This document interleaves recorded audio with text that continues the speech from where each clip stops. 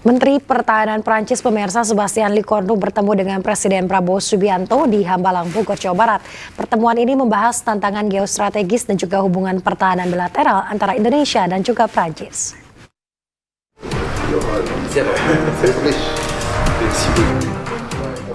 Menteri Pertahanan Prancis Sébastien Lecornu menyambangi Presiden Prabowo Subianto pada 31 Januari 2025. Pertemuan dilakukan di kediaman Prabowo di Hambalang, Bogor, Jawa Barat. Lecornu mengatakan pertemuan itu untuk menjaga hubungan bilateral yang kuat antara Indonesia dan Prancis yang peringatan ke-75 tahunnya akan dirayakan pada tahun ini.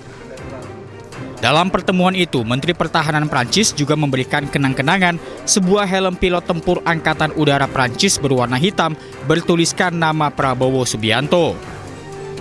Diketahui hubungan bilateral Indonesia-Prancis di bidang pertahanan meliputi kerjasama pengadaan alutsista, transfer teknologi, serta pengembangan industri pertahanan. Beberapa kerjasama Indonesia-Prancis diantaranya menandatangani Defense Cooperation Agreement pada 2020, pembelian pesawat tempur Rafale, sampai kerjasama bidang intelijen, pelatihan militer, dan pemberantasan terorisme. Tim Liputan, iNews melaporkan. Dalam World Leader Summit on Children Rights, Presiden kelima Megawati Soekarno Putri bertemu dan berdiskusi singkat dengan Al Gore, wakil presiden era Bill Clinton. Dalam kesempatan tersebut, Megawati sempat membahas kondisi terkini di Los Angeles pasca diterjang kebakaran hebat.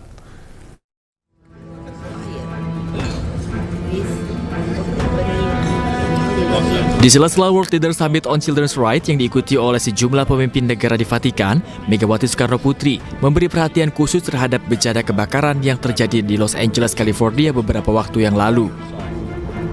Berdiskusi secara singkat dengan Presiden kelima Republik Indonesia tersebut, Al Gore, wakil presiden era Bill Clinton, menjelaskan beberapa penyebab kebakaran yang meluas di Los Angeles. So I will tell you what the scientists tell me. The heat trapped in the Earth system is disrupting the water cycle, and they have something called hydroclimate whiplash. We had in Los Angeles had 2 extremely wet winters in a row that supercharged the vegetation, and then last March the rain stopped, and so they've had 10 months of drought, no rain, and so all the vegetation that grew out of control dried out and became fuel for the fires. Dalam kesempatan yang sama, Megawati turut mengimbau kepada BMKG untuk melakukan langkah-langkah antisipasi terhadap berbagai macam bencana yang mengancam di tanah air, termasuk kebakaran yang mungkin terjadi akibat perubahan iklim. Hal ini senada dengan apa yang disampaikan Megawati saat menjadi panelis di World Leader Summit on Children's Rights, yang juga menyinggung soal perubahan iklim yang mengancam kelangsungan hidup umat manusia dan bumi, terutama anak-anak. Dari Vatikan, Gede Satria, iNews melaporkan. Presiden Prabowo Subianto meminta kementerian, lembaga untuk efisiensi anggaran hingga 256,1 triliun. Meski demikian, tercatat sebanyak 17 kementerian dan lembaga negara yang tidak terkena pemangkasan anggaran. Saya tegaskan kembali bahwa hal-hal di luar itu yang bersifat seremoni, upacara, merayakan ulang tahun ini, ulang tahun itu, hari ini, hari itu, kita tidak anggarkan. Penghematan anggaran diperlukan untuk membiayai program-program pemerintahan Prabowo Gibran, salah satunya untuk program makan bergizi gratis. Prabowo pun mengeluarkan instruksi Presiden nomor 1 tahun 2025. Perjalanan dinas dikurangi. Saya potong setengah. Dengan setengah kita bisa menghemat 20 triliun lebih. Kalau kita hitung 20 triliun, berapa puluh ribu sekolah, gedung sekolah bisa kita perbaiki. Menteri Keuangan Sri Mulyani pun mengeluarkan surat instruksi untuk pemangkasan anggaran kementerian. Meski efisiensi gencar dilakukan di sejumlah kementerian, namun pemerintah pastikan tidak akan menyentuh belanja pegawai maupun bantuan sosial atau bansos. Saat ini bahkan kami melakukan lagi adjustment agar makin tajam berbagai penyesuaian anggaran di kementerian dan lembaga yang diinstruksikan oleh Bapak Presiden sedang berjalan.